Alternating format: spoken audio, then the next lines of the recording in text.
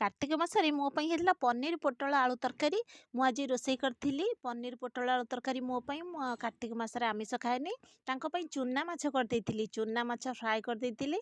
आ सेथि पई मसला मध्य बाटी नहीं। आज करेन्ट नथिला सेथि पई शिलरे जाइकी दीटा मसला बाटी थी। मुझे वीडियो करि पार नथिली, बहुत तरतरे थी। लेंबू चिपुड़ी की कमला लेंबू चिपुड़ी की तरकारी करथिली। आ मोर देह भी भल नथिला सेथि पई मो वीडियो किछि तरकारी रा करि पारनी।